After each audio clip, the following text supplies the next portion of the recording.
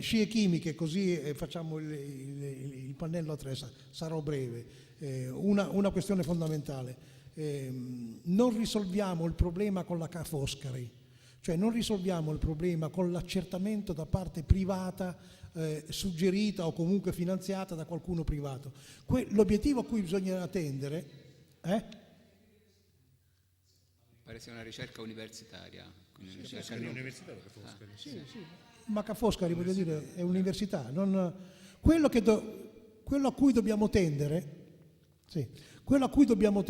è la verifica e l'ammissione da parte delle autorità di vertice di che cosa è. Sapete quando mi sono venuti a me voi credete che sia così sciocco? No, ma non è vero, è una cosa semplicissima. Questa gente che ci comanda, la gente che ci comanda, è sensibile a due cose: i soldi e la politica, e il posto di potere. Guardate che, attenzione, guardate che chi è veramente organizzato dal punto di vista politico riesce a sgretolare anche le omertà che ci possono essere all'interno. Allora, scie chimiche, il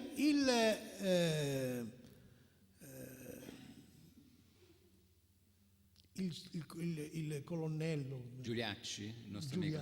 Ecco. È stato lui a farmi venire i primi dubbi. Cioè io prima pensavo quello che credevo e che mi raccontavano i miei colleghi dell'aeronautica. Cioè guarda, sono soltanto condensa, scie di condensa, e poi non c'è niente, sono tutte cose. Dico, vabbè, sarà così.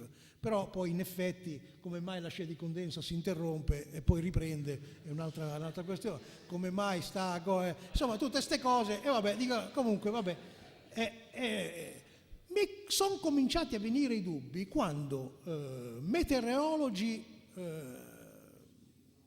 di nome e di grido, e soprattutto anche ecologi, no, di nome e di grido, hanno cominciato a gridare, a inveire contro queste associazioni che si interessano di scie chimico, di questi pericoli, dicendo che sono una massa di matti, che sono una massa di imbecilli, che questi qui sono fenomeni di carattere naturale. Allora, siccome questa gente qui, se dice queste cose, o ha le prove scientifiche e non le ha date, oppure ha degli interessi per dire queste cose.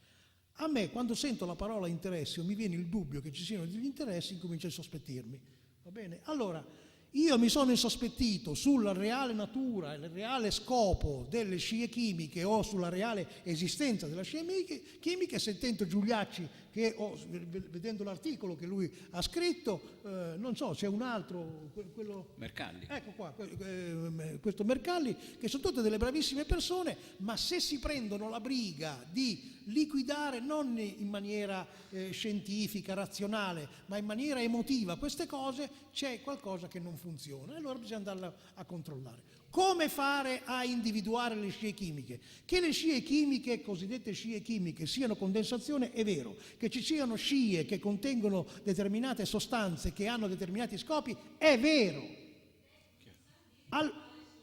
Ma le sostanze sono il sodio, sono il bario, sono l'alluminio, sono tutte queste cose che devono servire a fare qualche cosa. Una di quelle cose è quella che una volta si diceva che è la deviazione delle onde elettromagnetiche o comunque il loro indirizzamento da qualche parte. E questo è vero, perché noi abbiamo continuamente dei sistemi che sono gli SCHLAF oppure sono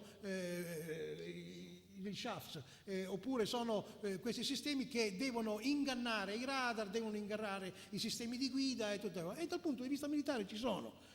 Non tiriamoci indietro, attenzione, io vi parlo di metodologia, c'è un problema, voi percepite questo problema, voi lo vedete, voi siete sicuri, e io sono sicuro con voi che si tratta di materiale che non dovrebbe stare. Non so, io quello che non so, e non so che cosa serve, non so neanche se serve. Il mio dubbio è questo. Come mai questi signori che sono lì in giro, va bene, non dicono niente e fanno ste cose con una frequenza che è bestiale? Voglio dire, ogni giorno c'è sta cosa. Io sto dove sta mia madre, vicino a San Marino, sopra il poligono di Carpegna, su quella parte dell'Appennino, è frequentissima sta storia. Io l'ho detto ai miei colleghi, no, sono le rotte di Rimini, sono tutte. Io mi rendo conto che sono delle stupidaggini, ma sapete cosa coprono le stupidaggini? Che non lo sanno nemmeno loro. Allora, dal punto di vista militare, guardate che noi siamo forse i più vulnerabili per quanto riguarda la menzogna, perché noi abbiamo un procedimento sia disciplinare che penale che si assommano, va bene? Il civile non ce l'ha. Allora, se c'è qualcuno che riesce a mettere davanti alle proprie responsabilità uno della catena di questi episodi, è il grimaldello per prendere e far cascare tutto il castellone.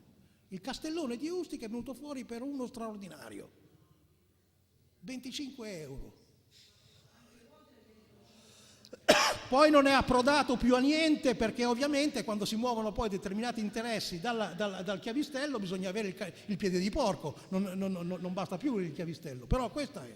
Per quanto riguarda le scie chimiche, noi dobbiamo prima di tutto fare degli accertamenti, ma non degli accertamenti individuali o degli accertamenti che facciamo fare noi per conto nostro. Anche il mio suggerimento di dire a quelli di Viterbo coinvolgete l'università è se non altro un inizio per dare una parvenza, va bene, ma non può essere quello. Quello a cui bisogna tendere è che ci sia una autorità che ha responsabilità in quel settore, aeronautica, Ministero dell'Agricoltura, Ministero della ricerca scientifica e tutte altre forme, che si esprima. Allora, anche la negazione diventa poi uno strumento per capire e per scoprire che cosa succede.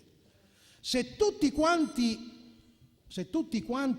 negano qualsiasi cosa e negano l'evidenza come fanno sti due, il meteorologo e quella, e se negano l'evidenza vuol dire che c'è qualche cosa di dietro che non funziona, e allora da lì si può partire.